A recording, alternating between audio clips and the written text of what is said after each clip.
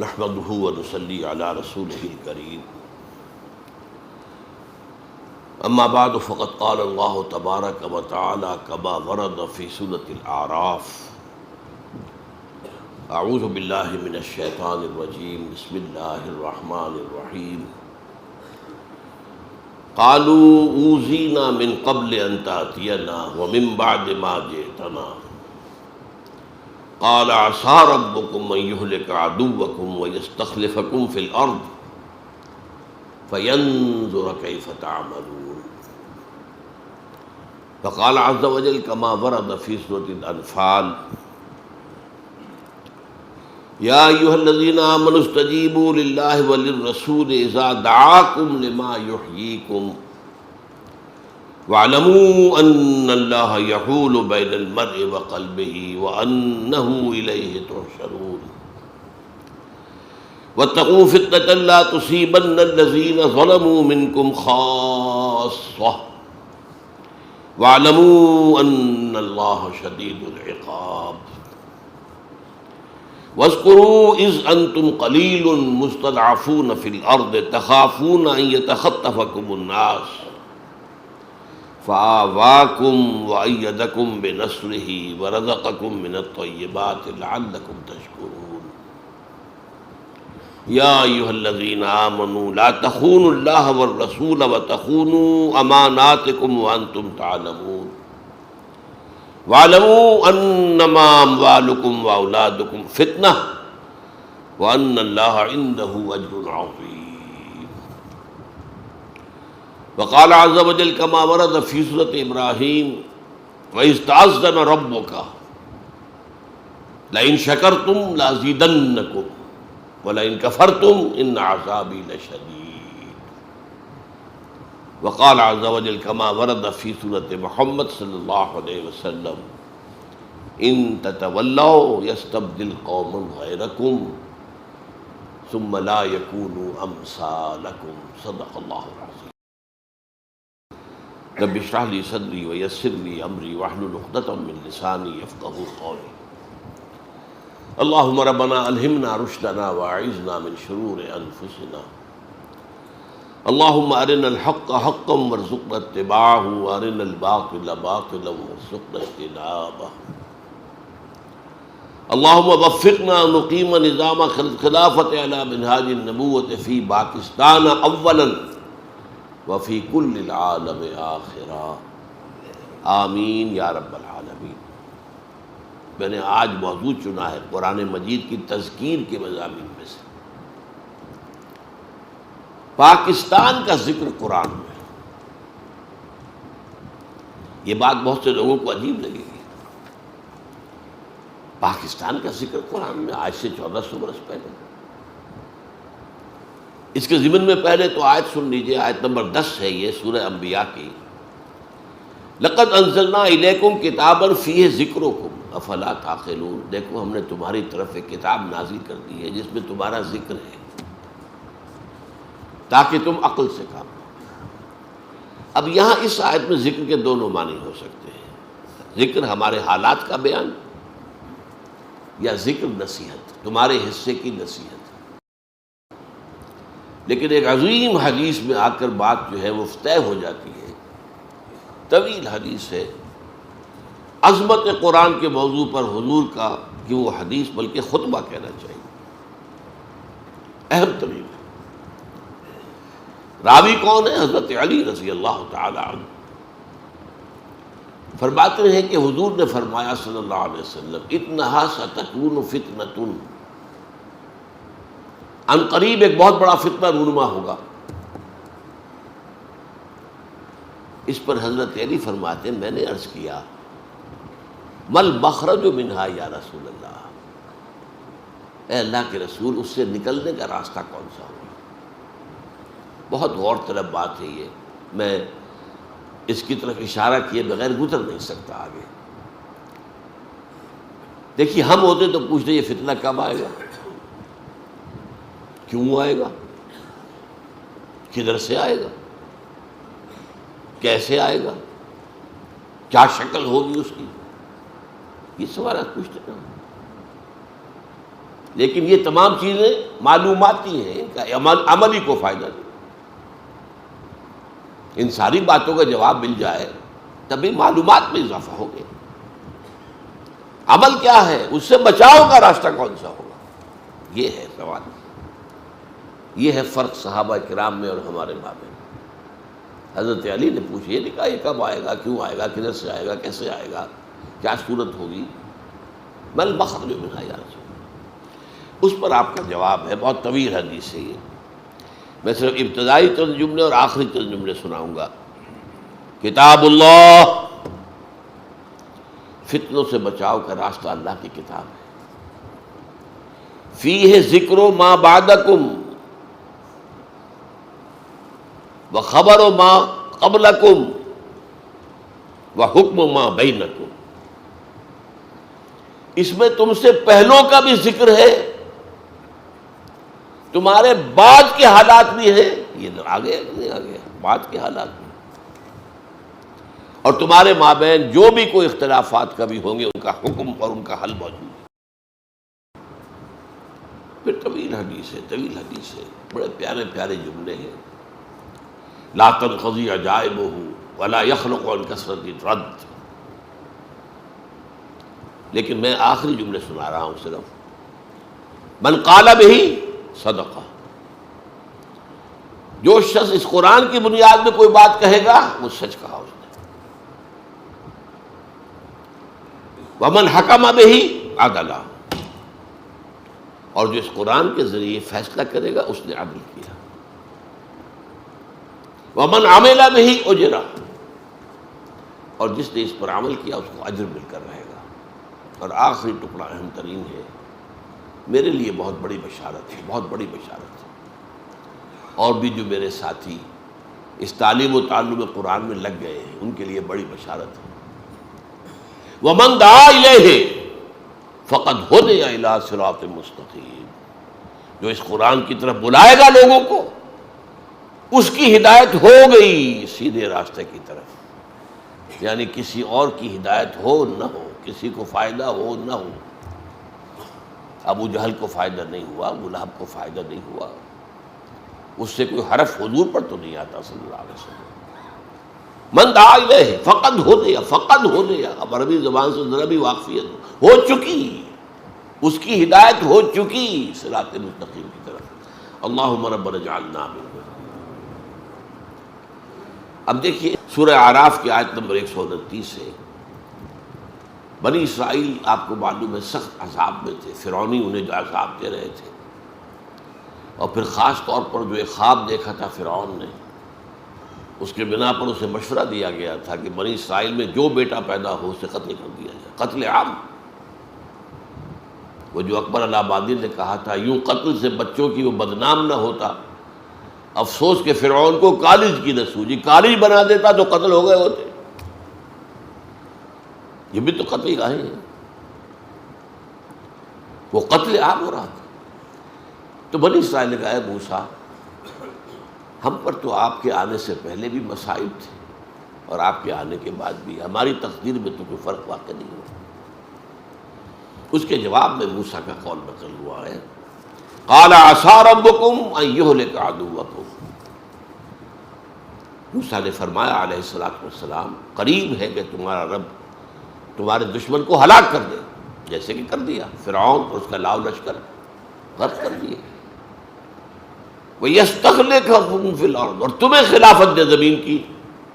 آئی نا بعد میں خلافت ابو داؤد، حضرت داؤد کی، سلیمان کی، طالوت کی، ساری خلافتیں کس کی کی؟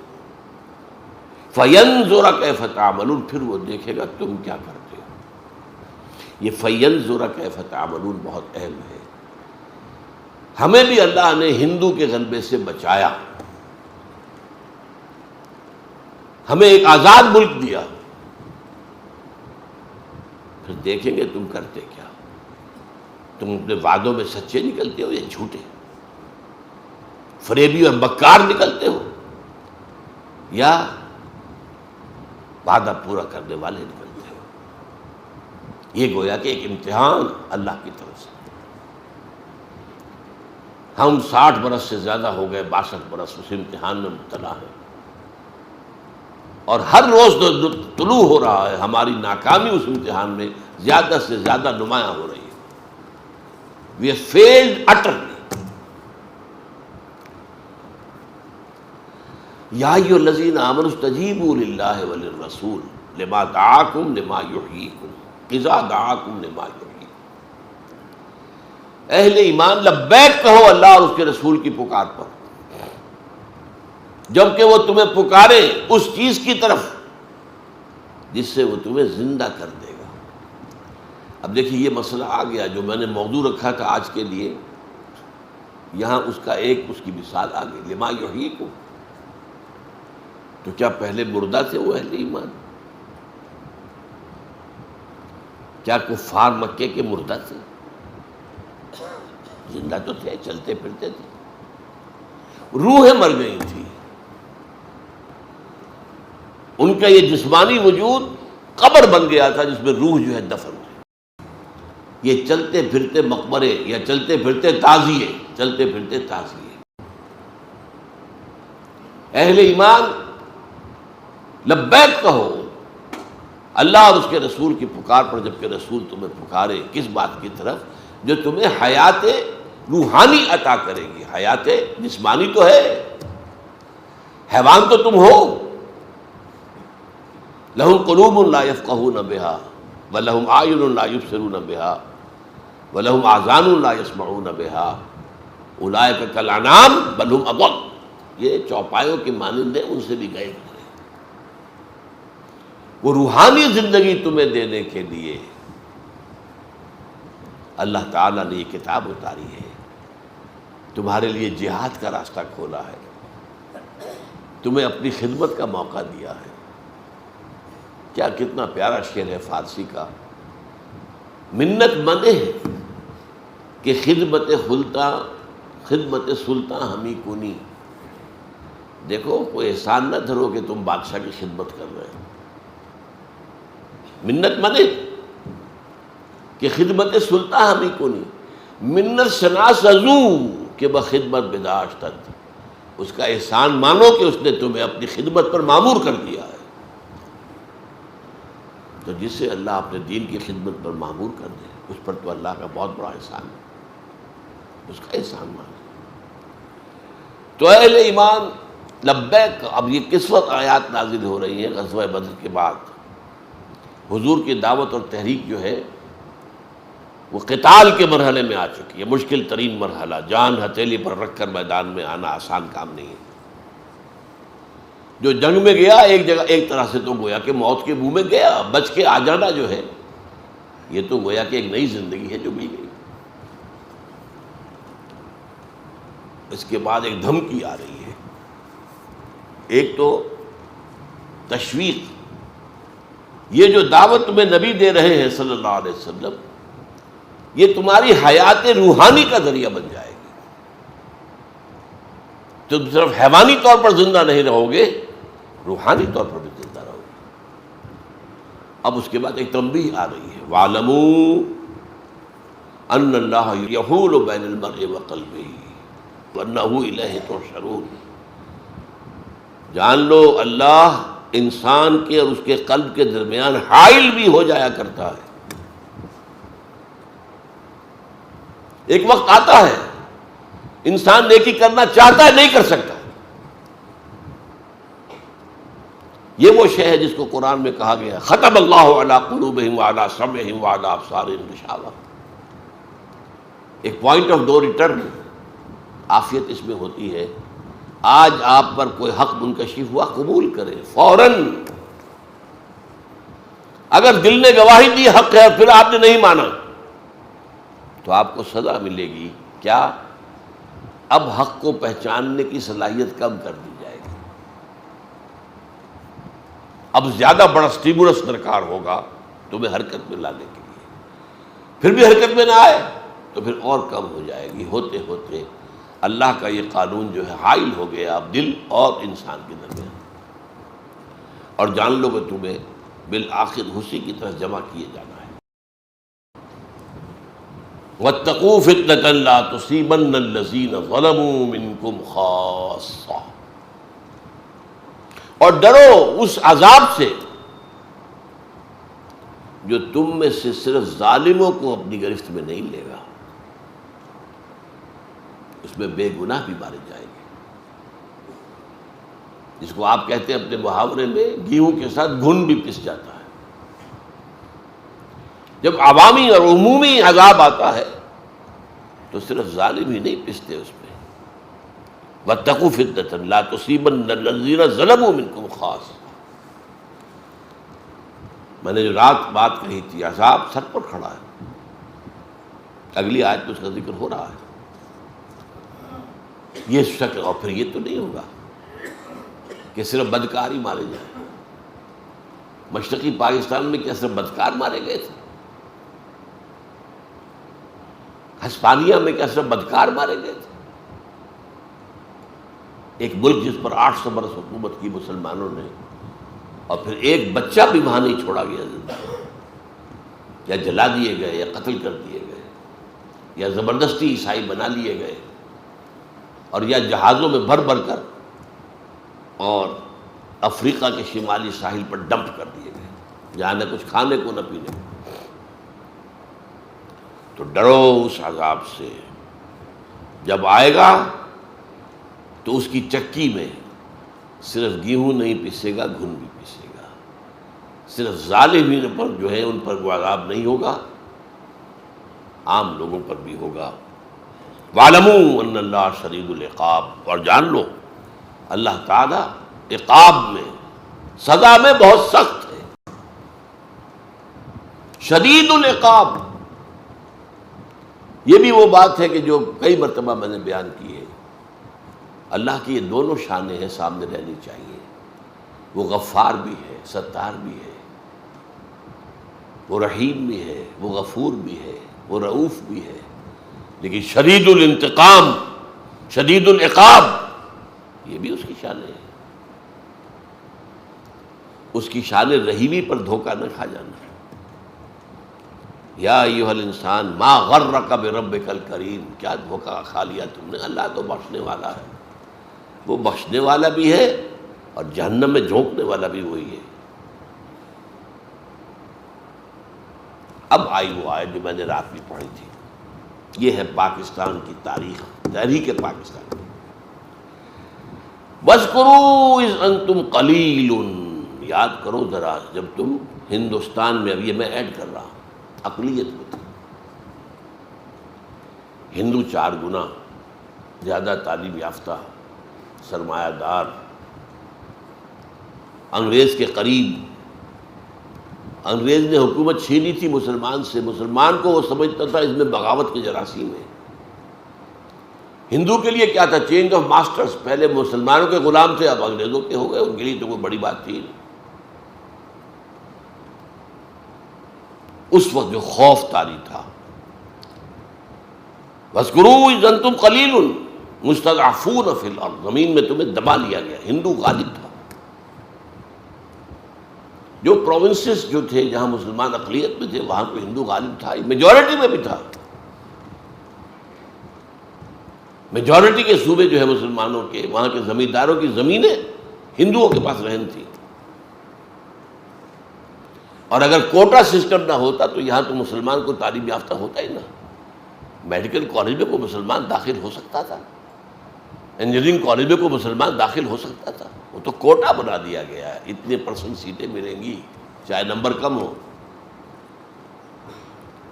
وَاذْكُرُوا إِذْ أَنْتُمْ قَلِيلٌ مُسْتَضْعَفُونَ فِي الْأَرْضِ تَخَافُونَ أَن يَتَخَطَّفَكُمُ النَّاسُ، اب یہ تھا مستقبل کا خوف، تمہیں اندیشہ تھا کہ تمہیں لوگ اچک کر لے جائیں گے،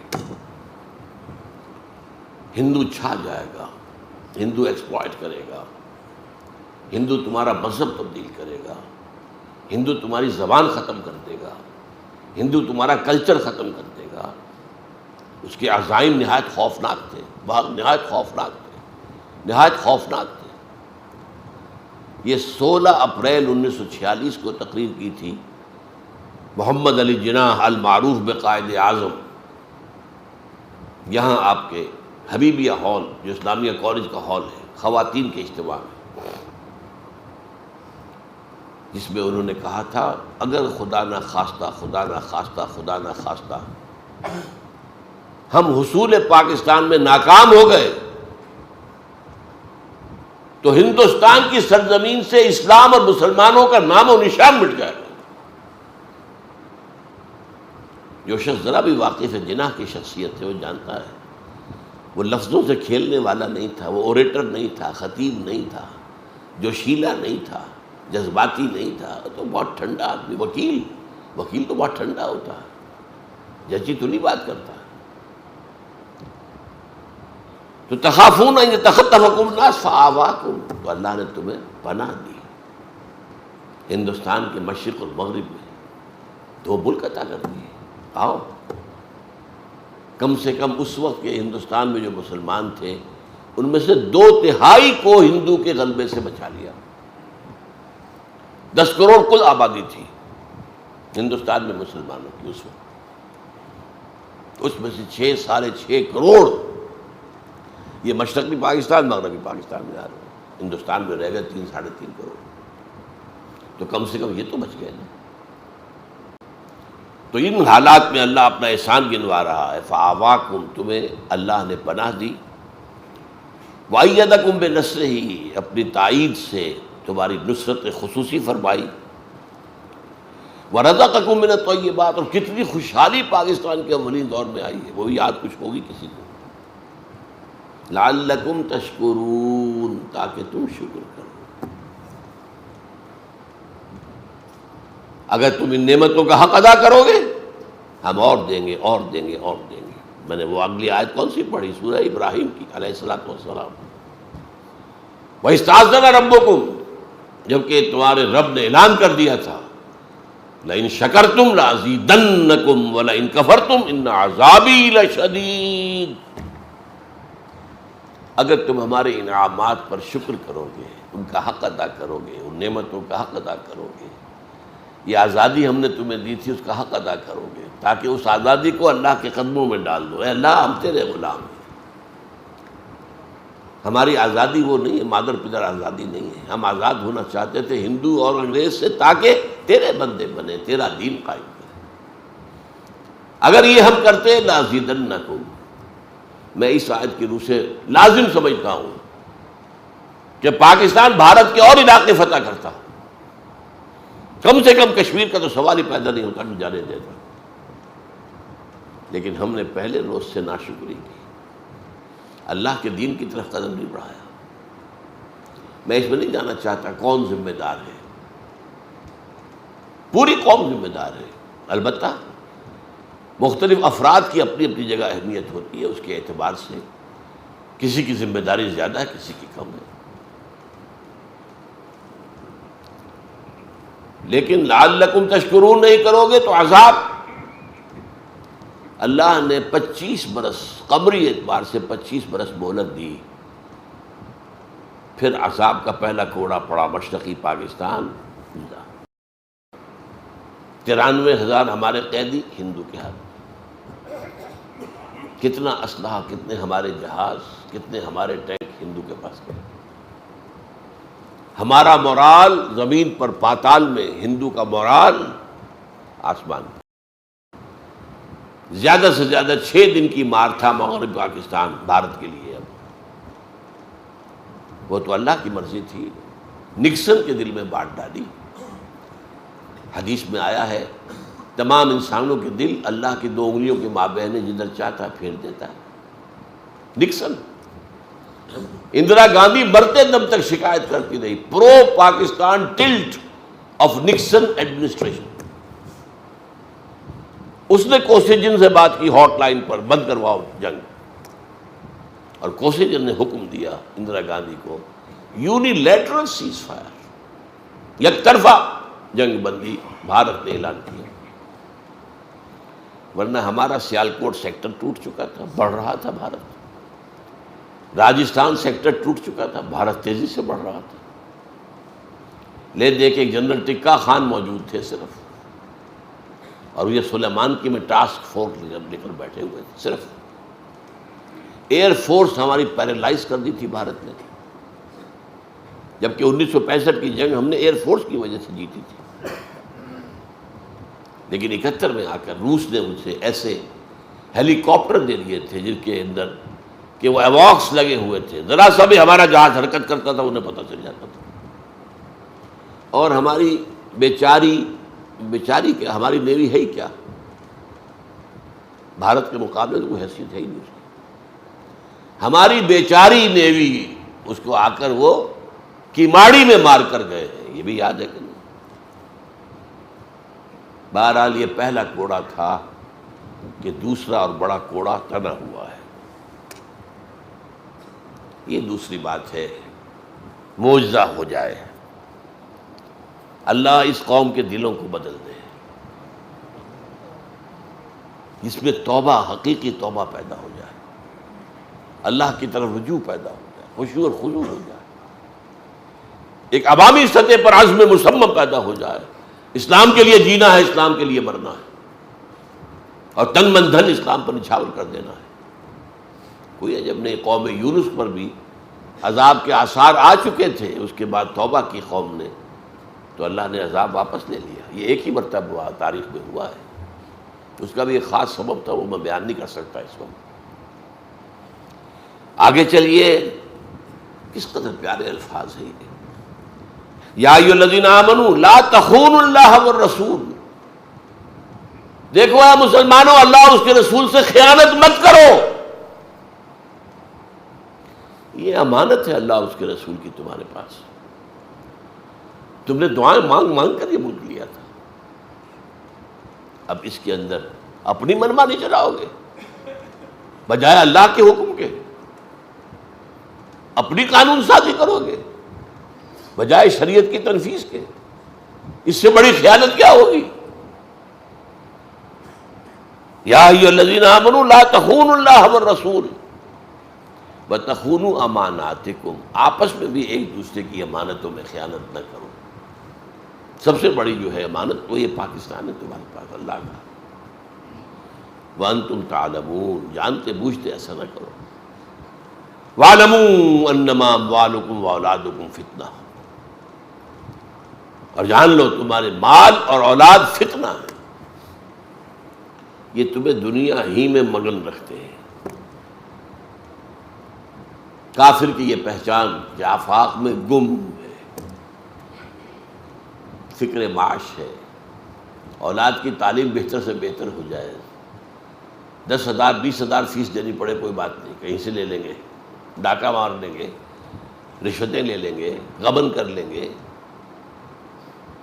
مال اور اولاد فتنہ ہے، یہی تمہیں روکے ہوئے ہیں، یہی تو تمہاری دامن تھامے ہوئے ہیں، اللہ کی راہ میں بڑھنے نہیں دیتے۔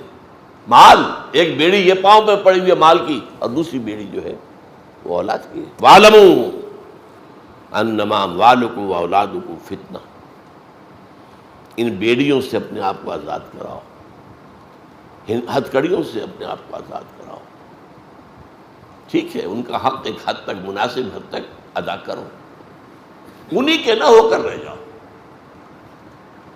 وَاعْلَمُوا انما اموالکم واولادکم فتنہ واللہ عندہ اجر عظیم، اور دیکھ لو اجر تو اللہ ہی کے پاس ہے، اولاد تمہیں کیا اجر دے دے گی؟ تم نے اپنے آپ کو کھپا دیا اولاد میں، پوری جسم و جان کی قوتیں پیسہ کمانے پر پیسہ لگا دیا اولاد پر، اور یا مکانوں پر اور بلڈنگوں پر، ان میں سے کون سی چیز ہے جو تمہیں کو بدلہ دے سکے گی؟ یہی اولاد جوان ہو کر سینہ تان کر کھڑی ہو جاتی ہے، نہیں جی آپ تو دقیانوسی آدمی ہیں، آپ تو پرانے دور کے آدمی ہیں، میں آپ کی بات نہیں مان سکتا، اس وقت سینے پر سانپ لوٹتا ہے، یہ میرا بیٹا بول رہا، یہ وہ ہے جسے میں سمجھا تھا یہ میں ہی ہوں، یہ میرے وجود کا تسلسل ہے، اور یہ آج اس طرح کھڑے ہو کر سینہ تان کر اور مجھ سے بات کر رہا۔ باقی تو آپ کو معلوم ہے والدین کو قتل بھی کر دیتے ہیں جائیداد کے لیے، کوئی جھگڑے کے لیے، کوئی اور ہو گیا، یہ سارا کچھ ہو رہا ہے تمہیں۔ اس کے بعد پھر میں نے وہ آیت پڑھی تھی سورہ ابراہیم کی، جو اس میں پہلے پڑھ چکا ہوں، اللہ کا قانون یہ ہے، وہ کسی پر نعمت دیتا ہے تو اگر اس کا حق ادا کرے تو اور دیتا ہے اور دیتا ہے اور دیتا ہے، اور اگر کفران نعمت کرے، کفران نعمت، تو میرا عذاب بھی شدید ہے۔ ایک شدید عذاب کا مزہ ہم چکھ چکے ہیں، لیکن وہ عذاب اکبر نہیں تھا، پاکستان ختم ہو جاتا، یہ بھی ہو سکتا تھا۔ میں نے تو ابھی آپ سے کہا، میں ڈنکے کی چوٹ کر رہا ہوں، سن 71 میں صرف 6 دن کی مار تھا Pakistan Bharat. It could have vanished from the map of the world right in 1971۔ یہ اللہ نے مزید مہلت دی ہے، مزید مہلت دی، مزید مہلت دی، اور مہلت کن کے ذریعے سے دلوائی ہے؟ ہمارا زور چلتا تھا نکسن پر، کوئی ہمارا زور چلتا تھا کوسیجن کے اوپر، اور اندرا گاندھی تو فاتح تھی، وہ ہماری بات سننے والی کہاں تھی؟ اس نے تو بڑے فخر سے کہا تھا ہم نے نظریہ پاکستان، دو قومی نظریے کو خلیج بنگال میں غرق کر دیا ہے۔ کہاں گیا تمہارا دو قومی نظریہ؟ کیوں علیحدہ ہو گیا مشرقی پاکستان اگر تم ایک قوم تھے؟ اور ہم نے اپنی 1000 سالہ غلامی کا بدلہ چکا لیا مسلمانوں سے۔ یہ اس کی فاتحانہ شان تھی اندرا گاندھی کی۔ تو اگر تم کفران نعمت کرو گے تو پھر میرا عذاب بھی بہت سخت ہے، پھر اس کے لیے تیار ہو۔ اور وہ عذاب کیا ہے؟ وَاتَّقُوا فِتْنَةً لَا تُصِيبَنَّ الَّذِينَ ظَلَمُوا مِنْكُمْ خَاصَّةً۔ وہ جب آئے گا، عوامی عذاب جب آتا ہے تو وہ پھر فرق نہیں کرتا۔ آخرت میں جو عذاب ہوگا وہ انڈیویجول بیسس پر ہوگا۔ آپ کا حساب کتاب یہ ہے، انڈیویجول، کلہم آتی ہے یوم القیامت فردا۔ وہاں قومی سطح کا حساب نہیں ہے، قومی سطح کا حساب یہاں ہوتا ہے، اور یہاں پر پوری قوم پکڑی جاتی ہے۔ جیسے کہ میں اسپانیہ کی مثال دے چکا ہوں، ان تتولوا یستبدل قوم غیرکم ثم لا یکونوا امثالکم۔ اے مسلمانوں، اگر تم پیٹھ دکھا دو گے، ہم نے تمہیں ایک بہت بڑا اونچا مقام دیا ہے، هو اجتباکم، تمہیں چن لیا ہے، تمہیں خیر امت بنایا ہے، کنتم خیر امت اخرجت للناس۔ اب اس کی اگر ذمہ داریوں کو ادا نہیں کرو گے، پیٹھ موڑ لو گے، تو تمہیں ہٹائیں گے، کسی اور قوم کو لے آئیں گے۔ ہمارا کام تو ہونا ہے، ہم محتاج نہیں ہیں تمہارے۔ اس پر میں نے آخری بات کہی تھی، یہ بھی ہو سکتا ہے کہ اللہ نے جو موقع ہمیں دیا تھا، اقبال کے 2 خوابوں میں سے ایک خواب، اللہ ہمیں اس میں سے نکال باہر کرے اور صرف افغانستان کے ذریعے سے وہ کام کرا دے۔ احادیث میں بھی ذکر ہے خراسان کا، اور ٹوائنبی کے حوالے سے میں ذکر کر چکا ہوں رات کی تقریب میں، کہ اس نے کہا تھا افغانستان وہ ملک ہے جس میں صحیح بنیادی اسلامی تہذیب موجود ہے، اور وہیں سے اسلامی تہذیب کی ریسرجنس ہوگی۔ اب دیکھیے یہ کلیش آف سویلائزیشن، ہنٹنگٹن کی کتاب، کہ تہذیبوں کے تصادم میں یہ کہہ رہا ہے، اور یہ کب کا کہا؟ وہ 1930 میں ٹوائنبی نے کہا ہے، افغانستان میں بنیادی اسلامی تہذیب موجود ہے، اور یہیں سے عالمی سطح پر تہذیب اسلامی کا احیاء ہوگا۔ اور یہ بھی ہو سکتا ہے، یہ تلخ ترین بات ہے جو میں کہہ رہا ہوں، ہمارے لاکھوں قتل ہوں، پاکستان کا نام و نشان مٹ جائے، بھارت ہم پر قابض ہو جائے، اور پھر بھارت مسلمان ہو جائے، ہو سکتا ہے۔ یہ ہوا ہے ایک مرتبہ، کوئی مانے گا؟ تاتاریوں کے ہاتھوں 95 لاکھ انسان، بلکہ میرے نزدیک تو کروڑوں کے اندر تعداد ہے، وہ قتل ہوئے تاتاریوں کے ہاتھ۔ یہ 12ویں اور 13ویں صدی عیسوی کے اندر، جبکہ خلافت بنو عباس کا خاتمہ ہوا ہے، اور 1258 میں فال آف بغداد آخری خلیفہ مستعصم باللہ کو محل سے نکالا تاتاریوں نے، ایک جانور کی کھال میں لپیٹا، سڑک پر ڈال دیا اور گھوڑے دوڑا دیے۔ یہ تھا ان تتولوا یستبدل قوما غیرکم، اے عربو تم نے ہمیں بہت اونچا مقام ہم نے دیا ہے، لیکن ہم تمہارے محتاج نہیں ہیں، تم اگر پیٹھ دکھا دو گے تمہیں ہٹائیں گے، کسی اور کو لے آئیں گے، اور لائے بھی کس کو؟ جن کے ہاتھوں کروڑ کے قریب مسلمان قتل ہو چکے۔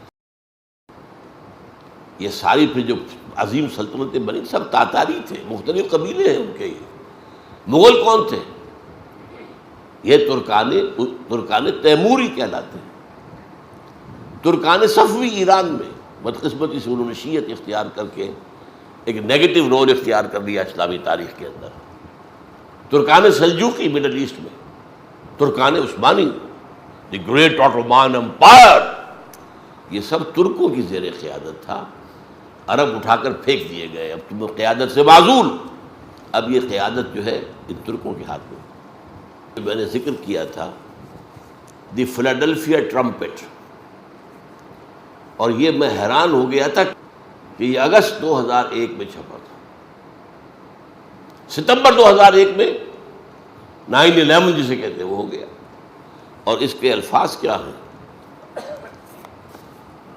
Most people think the crusades are a thing of the past, over forever, but they are wrong. Preparations are being made for a final crusade, and it will be the bloodiest of all. یہ اس کا editor لکھ رہا ہے، اس کا editor جو ہے Gerald فلری، اس کے الفاظ حیران کن۔ اگست میں یہ الفاظ چھپ رہے ہیں، ستمبر کے اندر وہ حادثہ ہوا۔ یہ ساری تیاری کس کی تھی؟ کروسیڈ کی تھی۔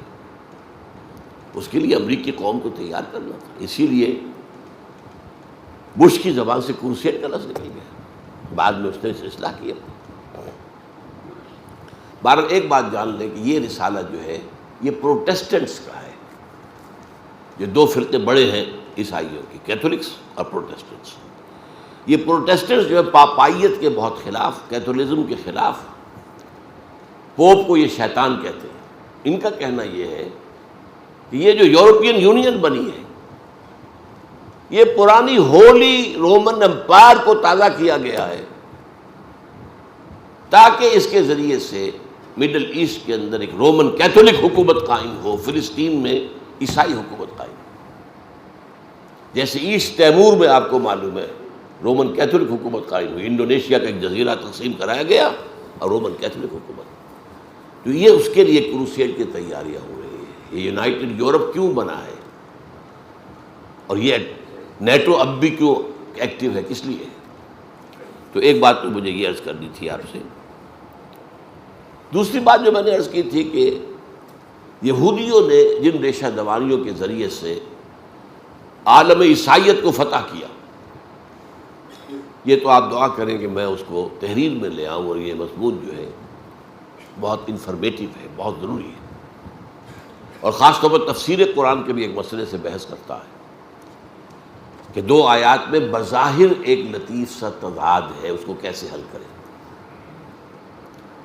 لیکن اب میں آپ کو بتاتا ہوں، ان کی ذرا ہوشیاری دیکھیے۔ ایک طرف یہ عالم عیسائیت کو اپنے شکنجے میں لے رہے، دوسری طرف پوری دنیا کے اندر بھی ایک گھیرا ڈال رہے ہیں۔ وہ کیا ہے؟ 1776 میں انہوں نے بنایا آرڈر آف ایلومیناٹی۔ ایلومیناٹی روشن خیال لوگوں کا کی ایک انجمن، اور کیا کرتے تھے؟ پوری دنیا سے ذہین ترین لوگوں کو اسکالرشپ دے کر امریکہ بلاتے تھے۔ یہ روڈز اسکالرشپ مل رہا ہے، اور جو آدمی خوشی سے، جو آپ اپنے آپے میں نہیں سما رہا، مجھے وظیفہ مل گیا، وظیفہ مل گیا، وظیفہ مل گیا، امریکہ جاؤں گا، امریکہ جاؤں گا، تعلیم حاصل کروں گا، پوری دنیا سے مختلف فاؤنڈیشنز۔ ذہین ترین، ظاہر بات ہے کہ اس میں پھر چناؤ کرتے تھے، ذہین ترین لوگوں کو لے لینا، انہیں وہاں رکھ کر برین واشنگ کریں۔ نمبر 2، ان کے سکینڈلز کھڑے کریں، سیکس سکینڈلز، ان کی فائلیں اپنے پاس تیار رکھیں۔ وہ لوگ جب واپس جائیں اپنے ملکوں میں تو اہم پوزیشن میں جائیں گے، پھر ہمارے اعلی کار ہوں گے، اور ہماری بات ماننے سے انکار کریں گے تو ہم بتا دیں گے دیکھو تمہارا یہ سیکس اسکینڈل ہمارے پاس ہے، ہم تمہارے ملک میں اس کو عام کر دیں گے، تمہاری چودراہٹ، تمہاری قیادت سب ختم ہو جائے گی۔ یہ کہلاتا ہے آرڈر آف ایلومیناٹی 1776، اور اس کے تحت دوسری آرگنائزیشن انہوں نے بنائی فری میسن، اس کے تحت بھی ذہین لوگوں کو، ایلیٹ طبقہ جو ہے تمام ممالک میں، انہیں فری میسن کے اندر لا کر، اور وہ یہودیت کے اعلی کار بنے۔ مصطفیٰ کمال سب سے بڑا فری میسن تھا جس نے خلافت کا خاتمہ کیا۔ چاک کر دی ترک ناداں نے خلافت کی قبا، سادگی اپنوں کی دیکھ اوروں کی عیاری بھی دیکھ۔ یہ یہودیوں نے خلافت ختم کروائی۔ کیوں؟ سلطان عبد الحمید خان سے انہوں نے کہا تھا آپ ہمیں فلسطین میں آباد ہونے کا حق دے دیں، آپ کے سارے قرضے ہم معاف کر دیں گے، سارے چیزیں یہ ہو جائیں گی۔ اس نے انکار کر دیا۔ میں رات بتا چکا ہوں، حضرت عمر نے عہد کیا تھا، جب عیسائیوں نے ہینڈ اوور کیا ہے بیت المقدس حضرت عمر کو رضی اللہ تعالیٰ عنہ، اس معاہدے میں یہ طے ہوا تھا کہ یہاں پر یہودیوں کو آپ آباد نہیں ہونے دیں گے۔ یہ تو حضرت عمر نے رعایت کی تھی کہ یہودی یہاں آ سکتے ہیں، آئیں اپنے مقامات مقدس وہاں کی زیارت کریں، ویلنگ وال پر آئیں، عبادت کریں، روئیں دھوئیں اور پھر جائیں واپس۔ آباد نہیں ہو سکتے، گھر نہیں خرید سکتے، کوئی کھیت نہیں خرید سکتے، کوئی دکان نہیں خرید سکتے۔ اچھا، آج اخبار میں دیکھا ایک بہت بڑی غلطی ہے، مسجد اقصیٰ نیچے لکھا ہوا، اوپر جو ہے ڈوم آف دی راک کی تصویر ہے۔ پتہ ہی نہیں لوگوں کو مسجد اقصیٰ اور ڈوم آف دی راک میں فرق کیا۔ یہ جان لیجئے جیسے ہمارے ہاں ایک بڑی خوبصورت قابل دید جگہ ہے ڈوسائی پلین، یہ کوہستان کے علاقے میں، اسکردو اور کوہستان ادھر سے گلگت کے درمیان یہ علاقہ آتا ہے۔ 14,000 فٹ کی بلندی پر اوپر جا کر ایک میدان ہے بہت بڑا، نہایت خوبصورت، نہایت خوبصورت، ہر طرف پھول ہی پھول، رنگا رنگ۔ اسی طرح یہ یروشلم میں ایک پہاڑی تھی، ٹیمپل ماؤنٹ، ماؤنٹ پہاڑی کو کہتے ہیں، اس کے اوپر ایک مستطیل کی شکل کے اندر میدان تھا، مستطیل شمالاً جنوباً۔ اس میں حضرت سلیمان نے مسجد اقصیٰ بنائی تھی۔ وہ ایک دفعہ 587 قبل مسیح میں گری، پھر 70 عیسوی میں گری، آج تک گری ہوئی۔ بعد میں وہاں پر یہ دو چیزیں ہیں مسلمانوں کے عہد حکومت میں وہاں پر بلڈ ہوئی ہیں۔ ایک تو یہ ڈوم جو ہے یہ کیا ہے اصل میں، آپ کو معلوم ہے حضور کا جو سفر تھا معراج کا، اس کے دو حصے تھے، مسجد حرام سے مسجد اقصیٰ تک زمینی سفر، مسجد اقصیٰ سے پھر آسمان۔